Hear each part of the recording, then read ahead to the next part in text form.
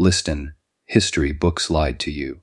They gave you the fairy tale version of kings and crowns. But what they don't tell you is this: when Henry VIII's only son died, what doctors found inside his body was so disgusting, so rotten, so horrifying it made even hardened Tudor courtiers sick to their stomachs. And here's the kicker: his death wasn't just about disease. His body became the symbol of an entire dynasty rotting from the inside out. You think you've heard of Tudor drama? Trust me, you've never heard this part.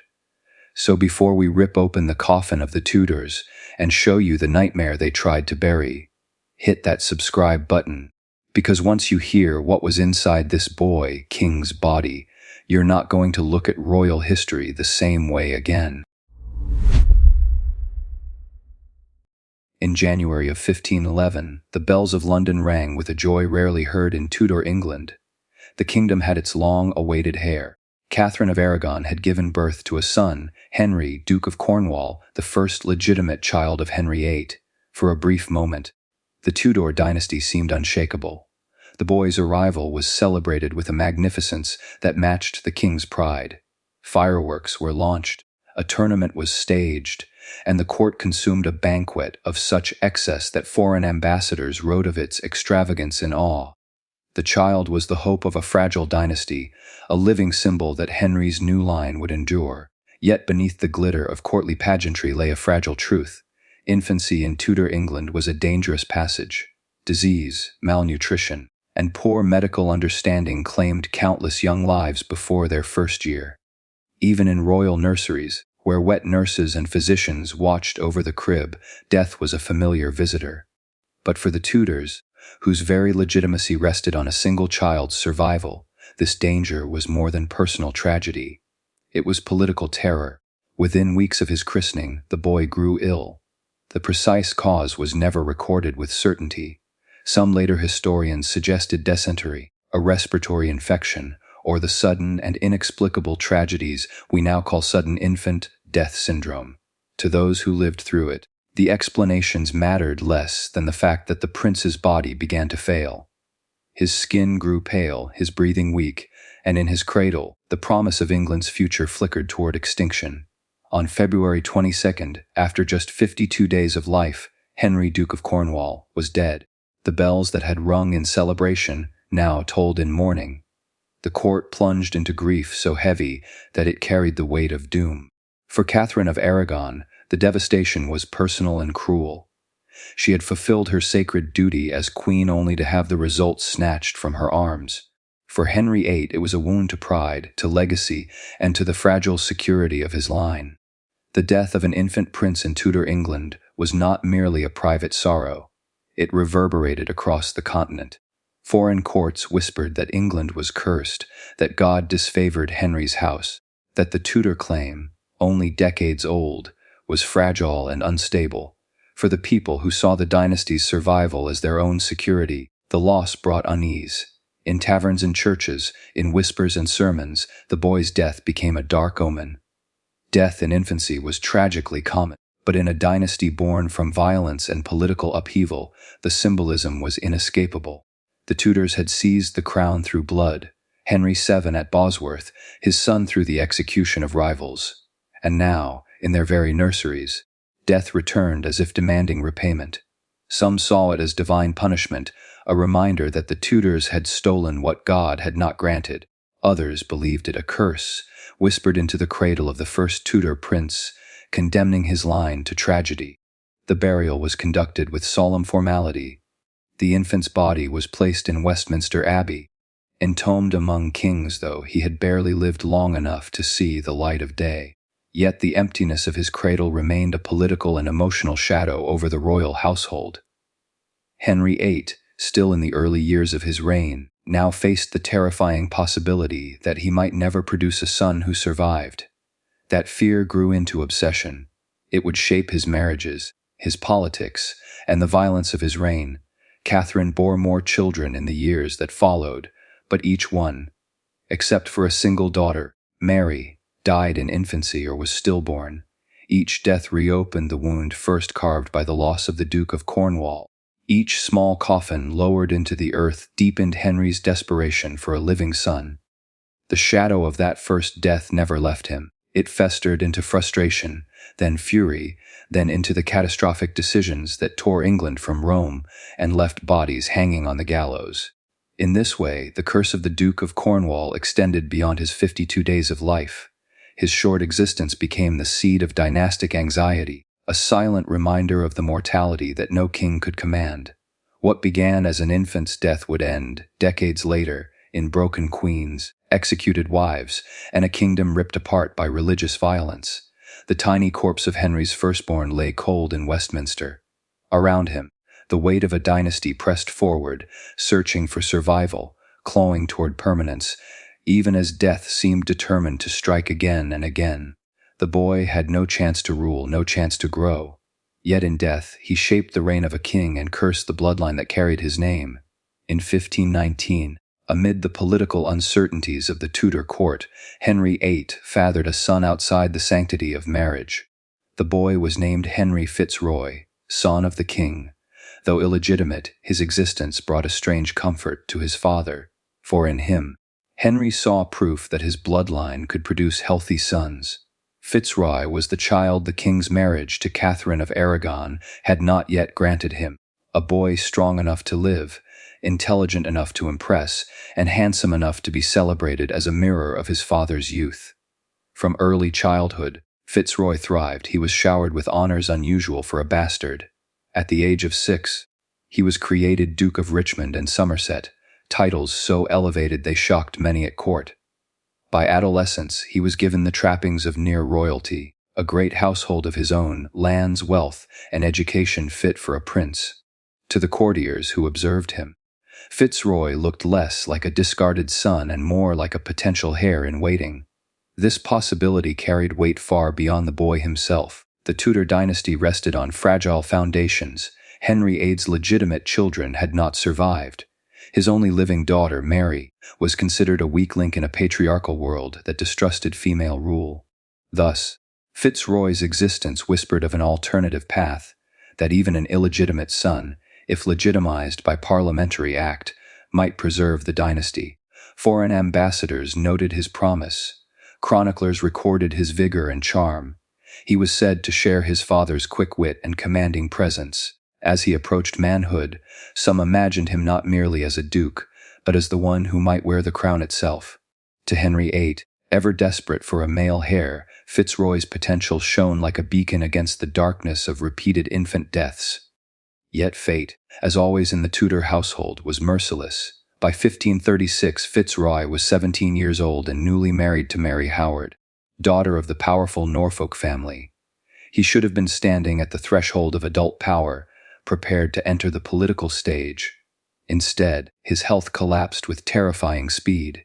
His body weakened, his skin grew thin, and his lungs betrayed him. Accounts describe a wasting sickness, a slow erosion of vitality marked by fevers, night sweats, and the coughing of blood. Modern historians believe tuberculosis was the most likely culprit, a disease that haunted Europe in the 16th century with merciless consistency.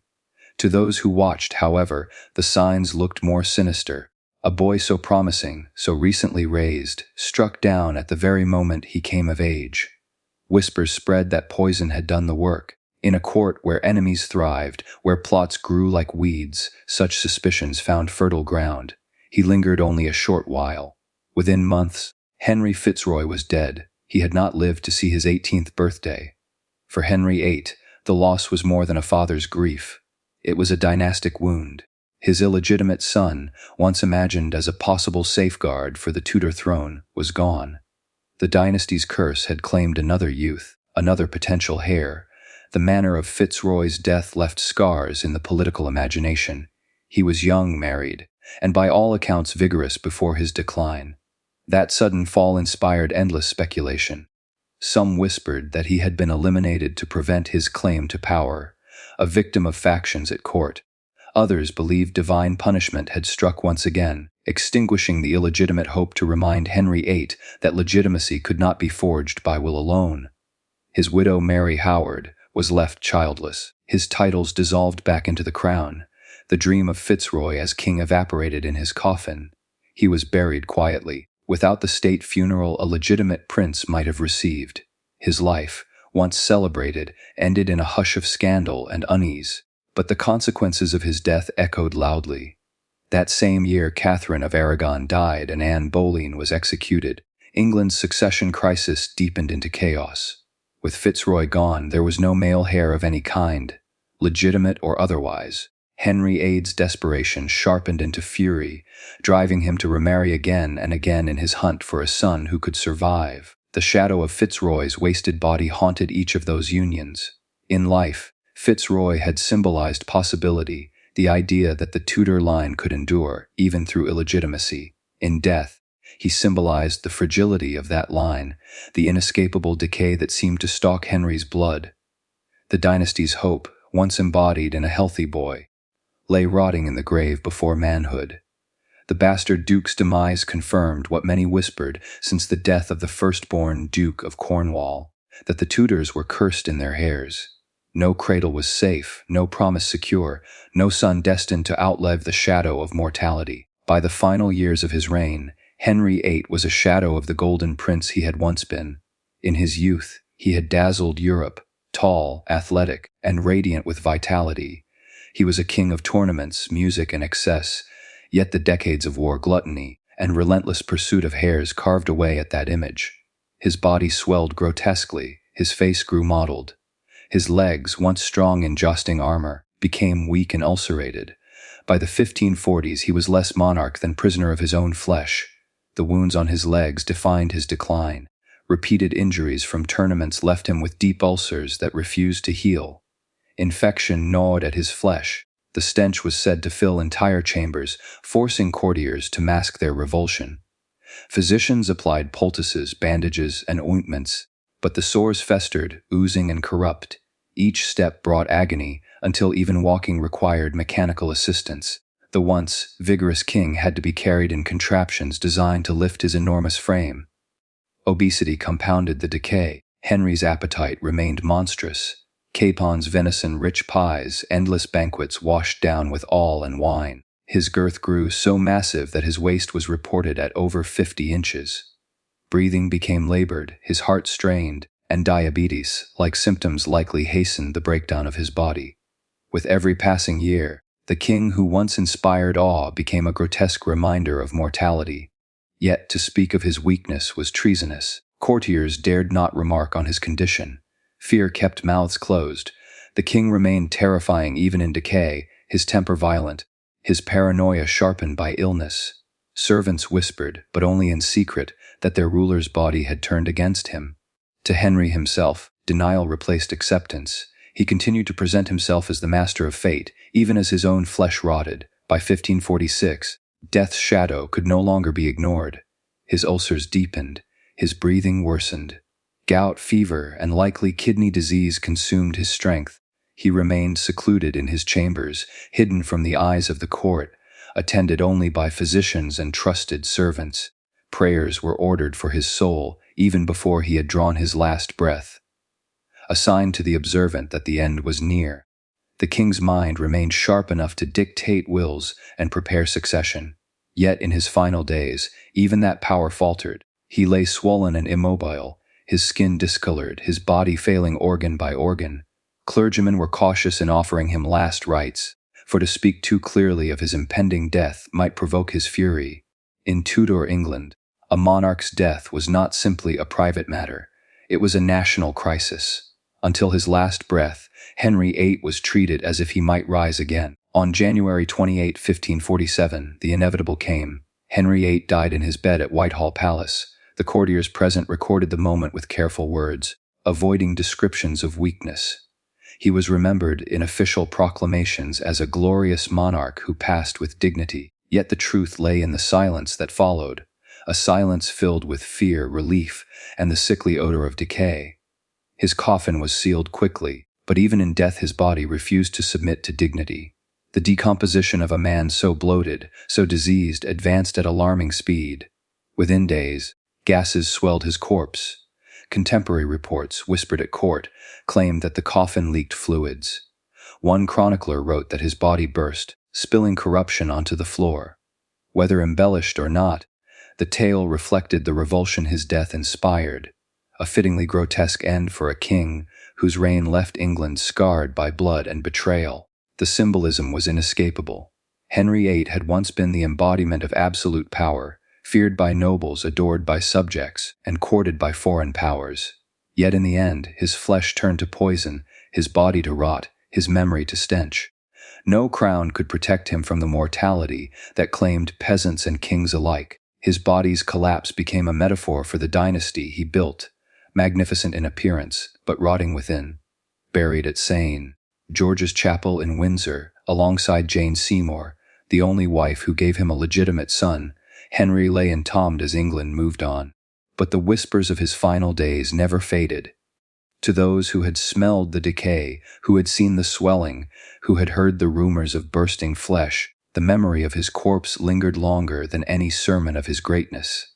The king who had torn England from Rome, who had executed wives and ministers, who had reshaped an entire nation through sheer will, left his final mark not through power, but through the grotesque spectacle of his death. On February 20, 1547, in the chill of Westminster Abbey, a small figure stood crowned as King Edward VI. He was only 9 years old, the only surviving legitimate son of Henry VIII, and therefore the embodiment of hope for the Tudor dynasty. Trumpets blared, courtiers bowed, and sermons praised him as God's chosen child. Yet to those who watched closely, the contrast was stark. Edward was delicate, thin, and pale. His frame seemed unfit for the heavy weight of a kingdom fractured by war, religion, and suspicion. The boy king had been raised with rigor. Tutors instructed him in Latin, Greek, and theology. He was precociously intelligent, a child who wrote treatises on faith while other boys still played at swords. His Protestant faith was fervent, shaped by reformist preachers who saw in him a vessel for God's work. He was no ordinary child, but neither was he a ruler. Behind his crown stood men eager to use his authority for their own gain. The first of these was Edward Seymour, Duke of Somerset, Edward's uncle. As Lord Protector, Seymour ruled in the boy's name. Policies, wars, and executions were carried out under the pretense of the child's authority. Later, John Dudley, Duke of Northumberland, seized control, wielding the boy king as a pawn in his own political games. Edward, though intelligent, could not resist them. His hand signed orders he barely understood, his voice echoed policies forged by others. He was king in title, but a prisoner in practice. Still, the people looked to him as a miracle. For decades, Henry VIII had torn his marriages apart, discarded wives, and split England from Rome in his desperate search for a son. Now here he was, Edward, alive, crowned, and promising continuity. Yet beneath that hope, whispers never ceased. The Tudors had buried too many children, they had seen too many heirs die before their time, and Edward, thin and coughing, looked far too much like the others. His health faltered early. Observers noted his frequent illnesses, his slight frame, his face hollowed by recurring fevers. Some believed he carried the same inherited weakness that claimed so many Tudor children. Others suggested he had been damaged by the strain of royal upbringing, strict diets, endless lessons, and the weight of expectation pressing upon a child's body. Whatever the cause, it was clear that Edward was not built for endurance. As he grew into adolescence, his piety deepened into severity. He denounced Catholic ritual with passion unusual for one so young, condemning it as superstition and idolatry. Reformers celebrated him as a boy prophet, the future of a purified church, yet his intensity seemed born not from joy but from frailty. As though sensing his time short, he clung desperately to divine purpose. By 1553, the truth could no longer be ignored. Edward's health collapsed. He wasted away in his chambers, racked by a persistent cough, his body consuming itself from within. Witnesses described his hollow cheeks, his labored breath, and the sickly odor that clung to his presence. He was only 15, yet his body bore the marks of slow death. Modern historians identify tuberculosis as the likely cause, though then it was simply called consumption, the wasting disease. The court, desperate to maintain power, tried to mask the severity of his illness. Rumors swirled of poison, of plots to speed his death or prevent his survival. Physicians offered no cure. The boy's diary, once filled with notes on sermons and state matters, dwindled into silence. His last entries ceased in April, leaving only the record of a life shrinking toward its end. As Edward declined, the wolves around his throne turned to succession. With no children of his own, the question of who would rule after him became a battlefield. Northumberland, eager to preserve Protestant rule, pushed Edward to name Lady Jane Grey as his heir, displacing his half-sisters Mary and Elizabeth. The dying boy agreed, perhaps convinced it was God's will. His final act as king was to sign away the crown to another child, barely older than himself. On July 6, 1553, Edward VI died at Greenwich Palace. He was 15 years old. The last hope of Henry VIII's desperate quest for a surviving son lay still in his bed, consumed by disease before he could truly rule. His body was placed in Westminster Abbey, but his ghost haunted the kingdom he left behind. Within days, chaos erupted. Jane Grey reigned for 9 days before being overthrown by Mary. The Tudor dynasty once again descended into blood and turmoil. The boy king's reign lasted only 6 years, marked more by the ambitions of men than by his own will. His death confirmed what many already feared. The Tudors were cursed in their heirs. No son, however legitimate, could escape the grave. The final months of Edward VI's life unfolded like a slow execution. He had entered the year 1553 frail, but still hopeful, still recording sermons and state business in his neat, studious hand. By spring his diary fell silent. Illness had taken hold, and it refused to let go. What began as a persistent cough grew into a wasting sickness that consumed his body from the inside out. Fever gripped him relentlessly. His skin burned hot to the touch, while chills left him shivering beneath layers of blankets. At night, his hacking cough echoed through the chambers of Greenwich Palace, each spasm rattling his frame until he lay exhausted, gasping for air. Servants whispered that the sound could be heard in the corridors, a reminder that their boy king was dying by inches, his chest filled with fluid and blood. Physicians noted the crackle of his breathing, the strain as he fought against drowning lungs. Each cough expelled flecks of red, staining cloths and linens.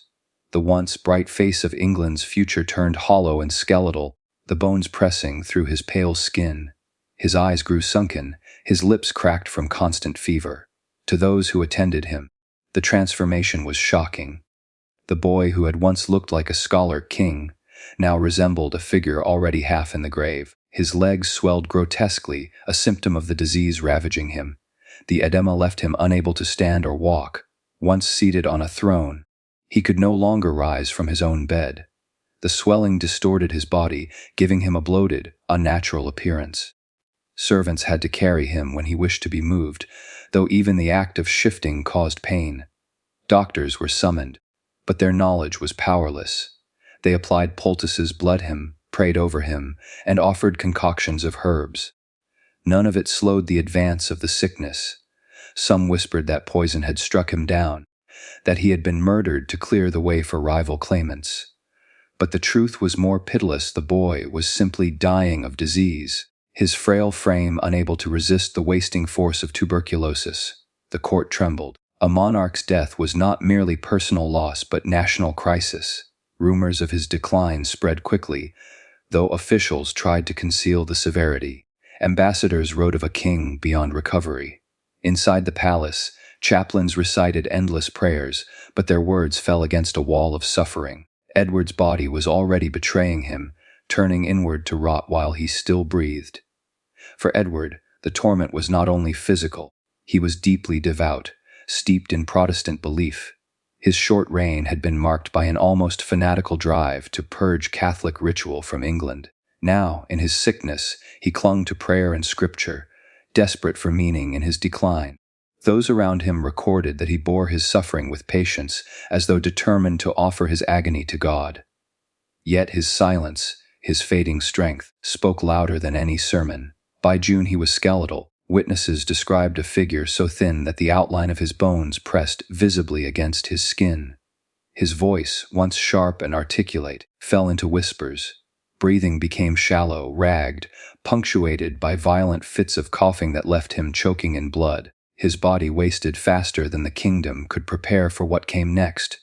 Even as he slipped toward death, Edward was forced into decisions no child should bear.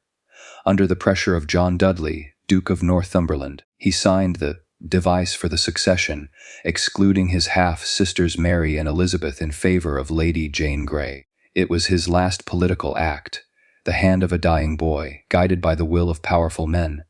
By early July, his body had little strength left. He lay motionless for long stretches, eyes glazed, lips murmuring prayers when he could still form the words. His courtiers kept vigil in hushed tones. Their fear mingled with the stench of sickness that filled the chamber. The sound of his labored breathing was the measure of England's remaining time with its king. On July 6, 1553, the struggle ended. Edward VI died in his bed at Greenwich, not with the triumph of a king but with the frailty of a child. He had reigned 6 years, but his body had carried him only 15. In the days that followed, his corpse was prepared for burial, its wasted frame laid beneath the stones of Westminster Abbey. The boy's death shattered the fragile hope Henry VIII had placed in him. Decades of blood, marriages, and broken faith had been spent to produce this one heir, and yet the Tudor line's last legitimate son had withered before the kingdom's eyes, leaving only chaos behind. When Edward VI died on the 6th of July, 1553, his passing left England shocked and unmoored. A boy of just 15, his reign had lasted barely 6 years. Yet for all the prayers whispered and proclamations issued, no words could disguise the truth. He had wasted away before the eyes of his kingdom. Rumors of poisoning, witchcraft, and conspiracy swirled almost instantly. To silence them, surgeons were ordered to examine the body. What they uncovered within the lifeless frame of the boy king was nothing less than horrifying. The autopsy began in silence. Courtiers and physicians stood by as the royal surgeons prepared their instruments. They knew this was no ordinary corpse. This was the last legitimate son of Henry VIII, the prince who had once carried England's Protestant hopes. Now he lay bloated and still, his skin stretched tight, his lips cracked, his face drawn into the unnatural stillness of death. As the surgeons cut, the stench filled the chamber. Decomposition had already begun, hastened by the fever and infection that had ravaged him in life. Witnesses gagged at the odor, but the dissection pressed forward. The truth had to be known. The chest was opened first. What should have been the firm, pink tissue of youth was blackened, ulcerated, and collapsing. Edward's lungs were riddled with rot. Cavities eaten into the flesh-wept file fluid. Entire portions had decayed into a dark, spongy mass that clung to the surgeon's blade. Every incision released a new wave of stench, confirming what had been suspected tuberculosis had consumed the boy from within.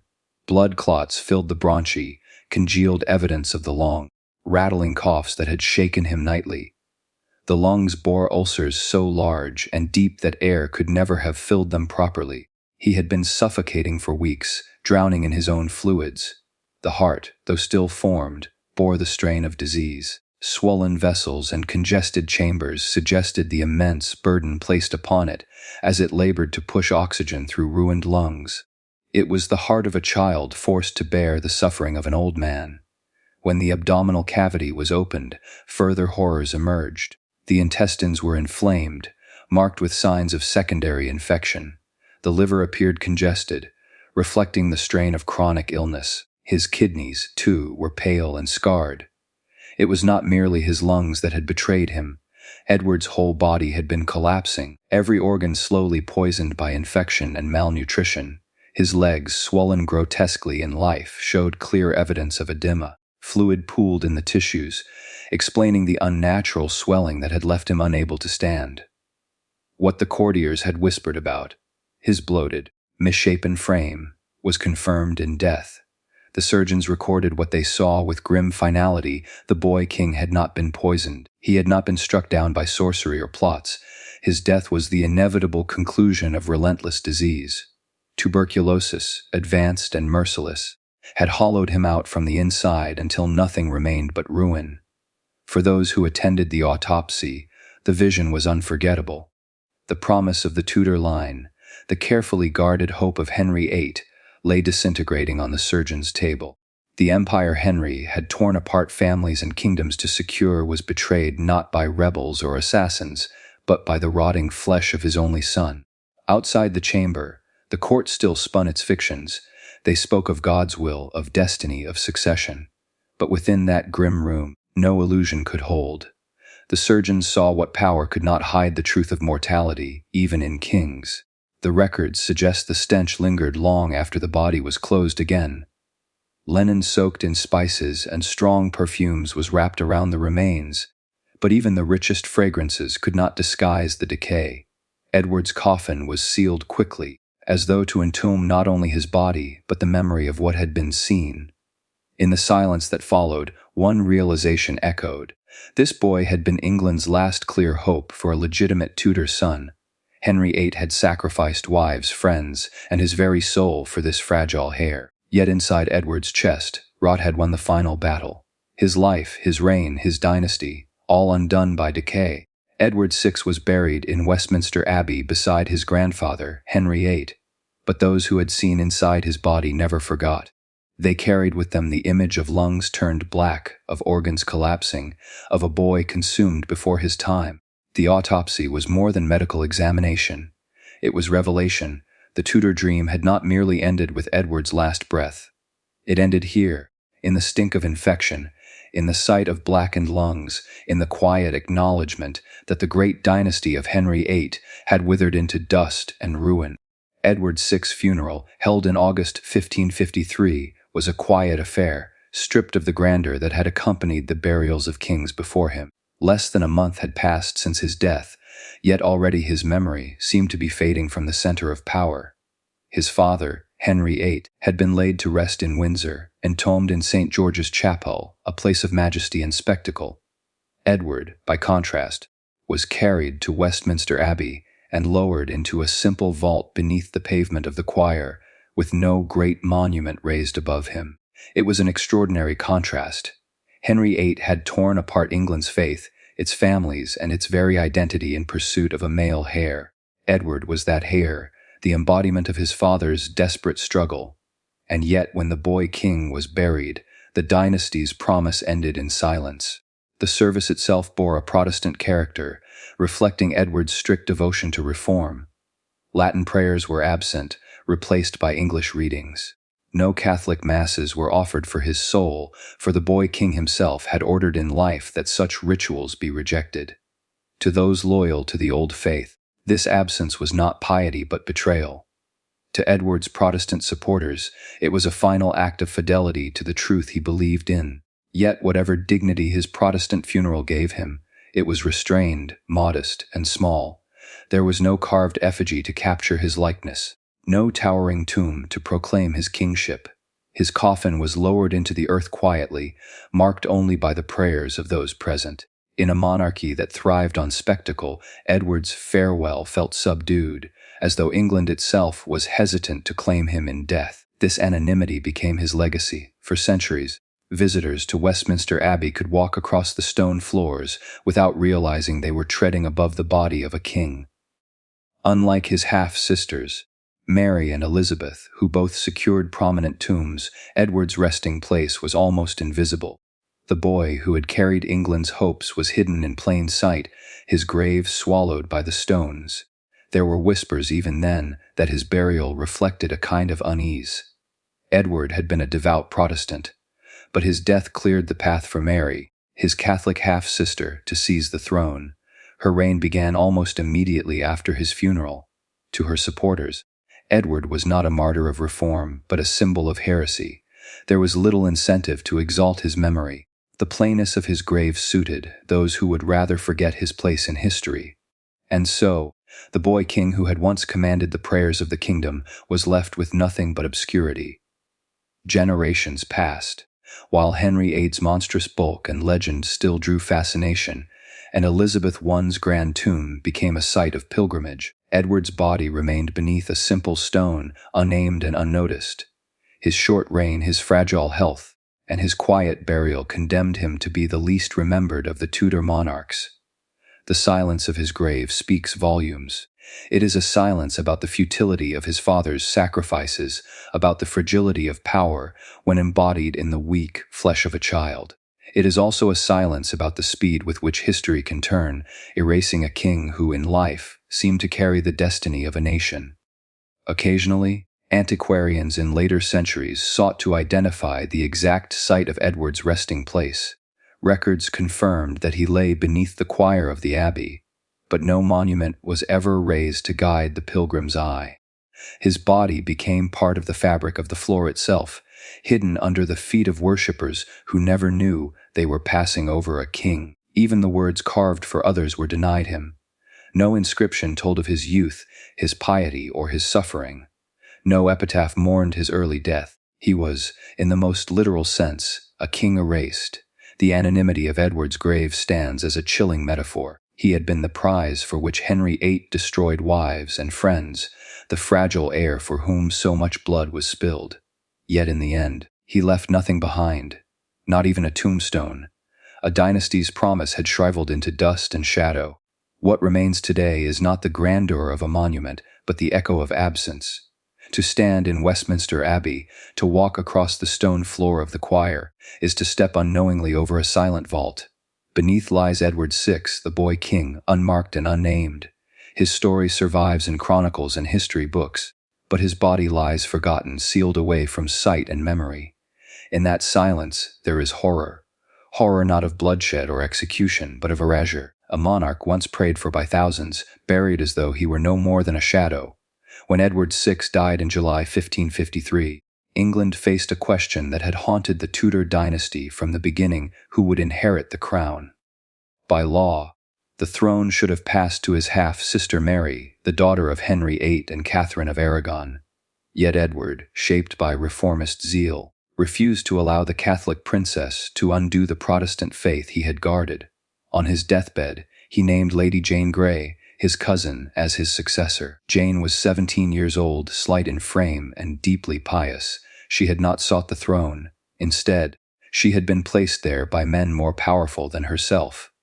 Chief among them was John Dudley, Duke of Northumberland, who had married his son Guildford to Jane. To Dudley, Jane was a pawn, a means of keeping Protestant power alive and preserving his own influence. On July 10th, Jane was proclaimed queen. The bells rang in London, and proclamations were issued in her name. Yet the coronation never came. Even as Jane was dressed in royal silks and led into the Tower of London as tradition demanded, her throne was already crumbling beneath her. The people did not rise for Jane. Instead, they rallied to Mary. Across the countryside, proclamations were torn down, and villages declared for the daughter of Catherine.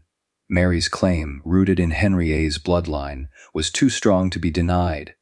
Within days, Jane's fragile support collapsed. Nobles who had sworn loyalty to her shifted allegiance when they saw the tide turning. Northumberland himself abandoned his army and was captured. Jane remained in the Tower, a queen without a crown. She had never ridden to war, never commanded her subjects, never tasted the power that came with her title. Instead, she waited in silence as events moved beyond her control. On July 19th, just 9 days after Jane's proclamation, Mary was declared queen in London.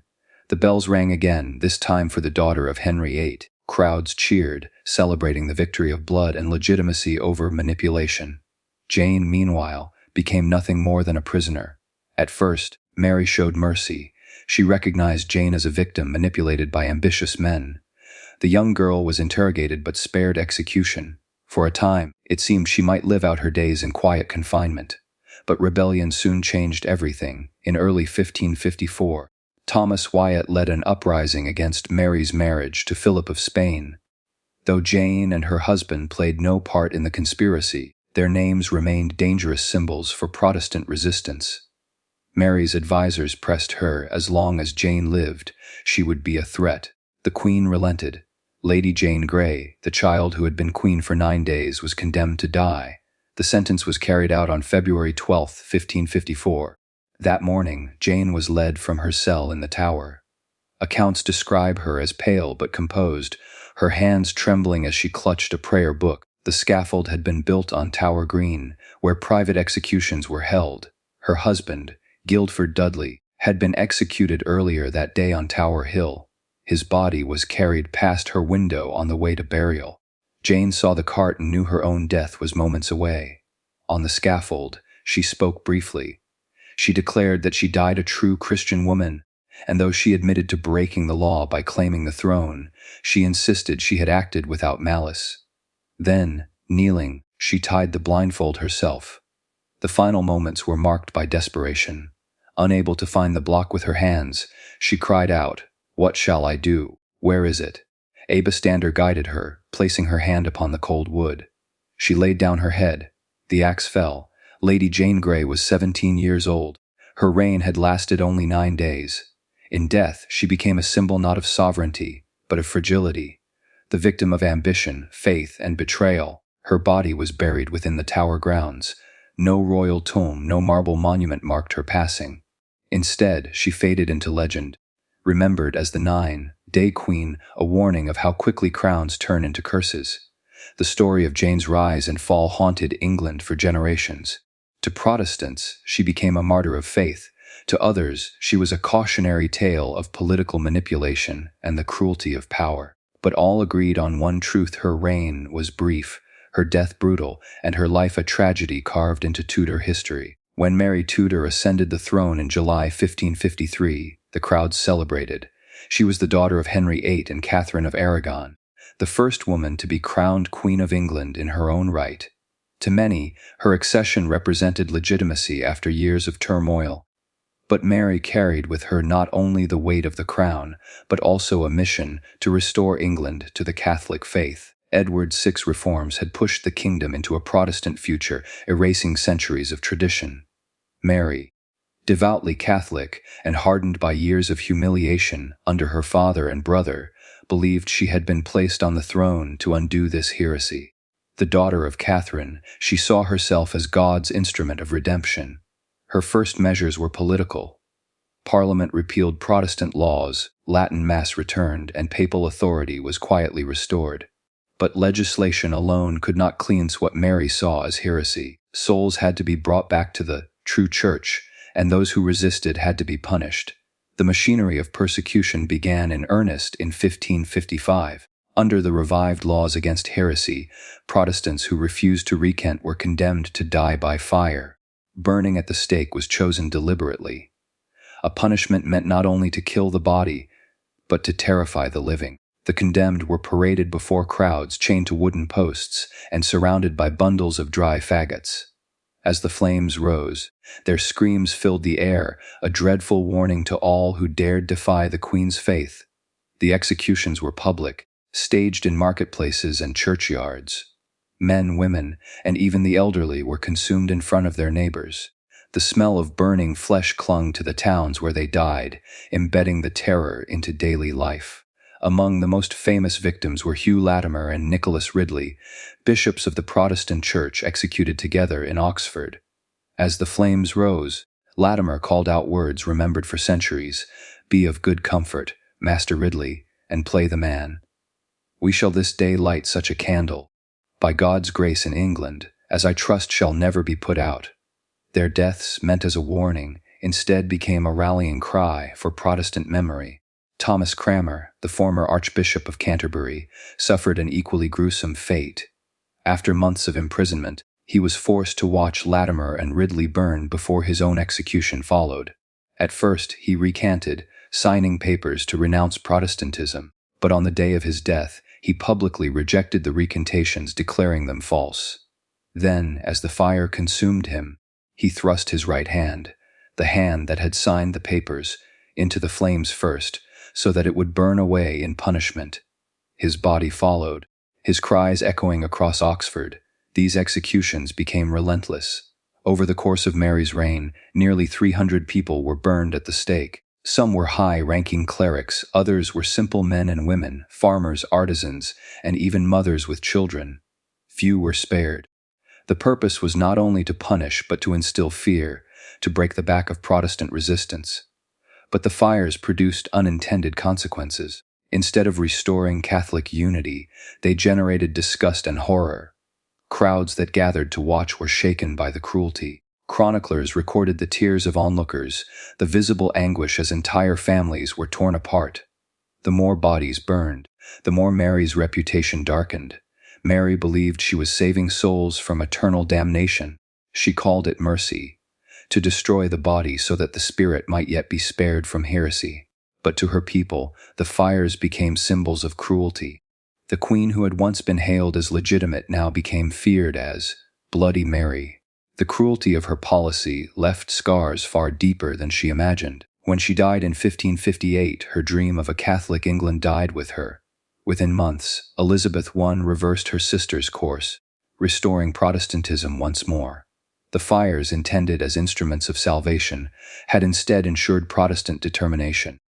The memory of those who burned became immortalized in works like Fox's Book of Martyrs, which circulated widely and defined Mary's reign for centuries. Mary's name would forever be bound to the smoke and screams of heretics burning in English towns. Her efforts to save souls had, in the eyes of history, condemned her own legacy. Mary Tudor's reign was built on desperation. She had fought tooth and nail to claim her father's crown, endured humiliation at the hands of her stepmother Anne Boleyn, and lived through the shadow of illegitimacy. When the throne was finally hers, Mary saw it as divine justice, a sign that God had chosen her to heal England's fractured faith and restore Catholic glory. Yet beneath the glittering surface of power, one cruel truth gnawed at her every waking thought: she was childless. For Mary, producing an heir was not simply a duty, it was salvation. Her father, Henry VIII, had broken his kingdom apart in pursuit of a son.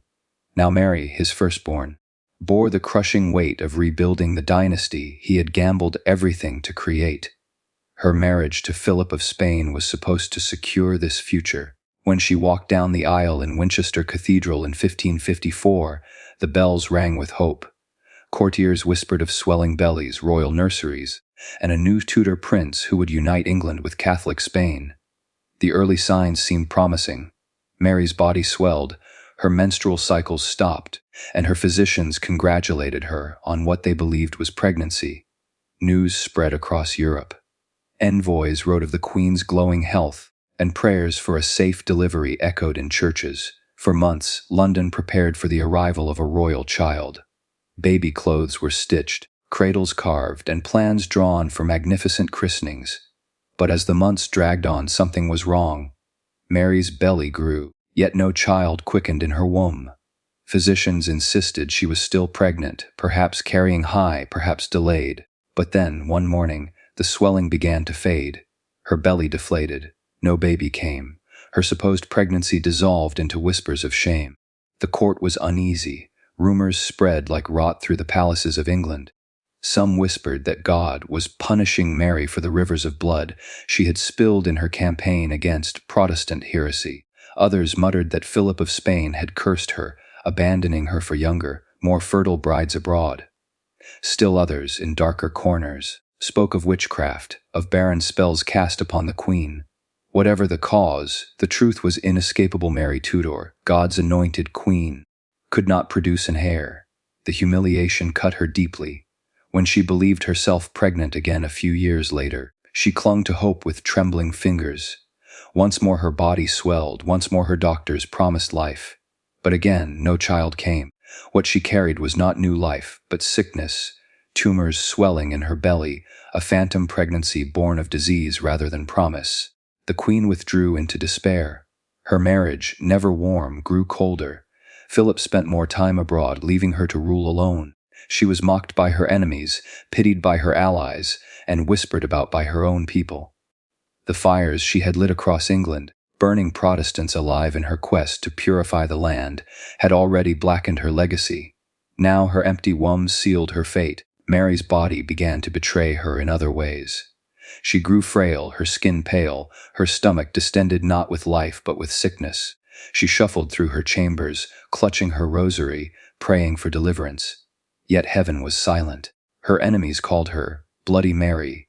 Her subjects flinched at the sight of her, and her God had left her barren. By 1558, death drew near. Fever consumed her, and the pain in her belly worsened. She had no husband at her side, no child to comfort her, no heir to inherit the crown she had fought so bitterly to defend. Alone and broken, Mary Tudor faced the truth her father never could. The Tudor dream had rotted from within. The dynasty Henry had torn a kingdom apart to preserve was dying with her. On November 17, 1558, Mary Tudor breathed her last. The crown passed not to a son nor to any Catholic heir, but to her half-sister Elizabeth, the very child whose legitimacy Henry had once denied, the very woman Mary had feared would undo her life's work. Mary's death was not glorious. It was quiet, pitiful, overshadowed by the joy that greeted Elizabeth's accession. England rejoiced. The bells rang again, and the people spoke her name with relief. Mary was remembered not as the savior she had dreamed of becoming, but as a failed queen, a barren woman whose reign was drowned in fire and ended in emptiness. Her barren womb was more than a personal tragedy. It was the symbol of an entire dynasty's collapse. All Henry's wives, all his divorces, all his executions and broken oaths had led to this: a daughter who could not bear a child, a queen whose body betrayed her, a throne without an heir. The Tudor dream of eternal succession ended not in triumph, but in silence. Mary Tudor, Queen of England, daughter of Henry VIII, died not as a mother of kings, but as a woman remembered for fire, blood, and the hollow echo of an empty womb. The bells that tolled for Mary Tudor's death rang not only for a queen, but for the passing of Henry VIII's desperate dream. Onto the throne stepped Elizabeth, the last child of the monstrous king who had torn England apart to build his dynasty. She was clever, cautious, and steeled by years of danger. Yet beneath her coronation robes lay a truth she could never escape. She was the last Tudor, the final ember of a family burned out by its own sins. Elizabeth's reign was long, glorious in the eyes of many, but it carried a shadow that could never be lifted. She never married, never bore a child. Her courtiers begged her, foreign suitors wooed her, and poets sang of her beauty, but Elizabeth remained the virgin queen. Some said it was strategy, others whispered it was fear, fear of childbirth, fear of betrayal, fear of surrendering her crown to a man's grasp. Whatever the reason, the cradle of the Tudors remained empty. The line was dying even as she ruled. In palaces across England, the memory of her father's marriages lingered like ghosts. 6 queens had been sacrificed for sons, wives had been discarded, humiliated, executed, all for a dynasty that could not survive a single century beyond Henry's death. Elizabeth's very life was proof of that chaos. Her mother, Anne Boleyn, had been murdered by the king's command. Her throne was built upon blood, suspicion, and betrayal. Elizabeth defied those shadows with brilliance. She wielded her unmarried state as a weapon, turning would-be husbands into pawns, dangling her hand in marriage as bait for alliances. She commanded loyalty with fear and fascination. Yet every triumph, every victory over Spain, every golden mask and glittering court was haunted by the knowledge that no child would follow her. The Tudor rose was withering on its stem. When Elizabeth died in March 1603, her body was carried through London in solemn procession. Crowds lined the streets, weeping for the queen they had called Gloriana, but beneath the mourning lay unease. With her, the bloodline of Henry VIII ended forever. The Tudors had ruled with fire and iron, tearing apart church and kingdom for the sake of succession. Yet in the end, all their desperate struggles ended in silence. The dynasty that once seemed invincible had devoured itself. Henry's illegitimate son, Henry Fitzroy, had rotted in youth. His long-awaited heir Edward had wasted away before reaching manhood, his body collapsing into pus and decay. Mary's womb had been empty, her false pregnancies cruel reminders of a divine curse. And Elizabeth, the last survivor, left no child to carry the name forward. In Westminster Abbey, their tombs tell a story not of triumph, but of rot. Henry VIII lies buried beneath a plain slab, his once mighty corpse reduced to dust and bone. Edward VI rests in an unmarked vault, the boy king forgotten beneath cold stone. Mary's grave is shadowed, her name cursed by fire and failure. Elizabeth, though honored in death, could not escape the truth that her crown ended in ashes. What remains of the Tudors is not flesh or blood, but a legacy of cruelty and tragedy. Their bodies, once paraded in silks and jewels, turned to filth and stench in their coffins. Their dreams of eternal power collapsed into dust, and Edward's autopsy, the boy's lungs blackened, his body consumed from within, became the most fitting symbol of them all. A dynasty destroyed by the very obsession with life and heirs that had created it.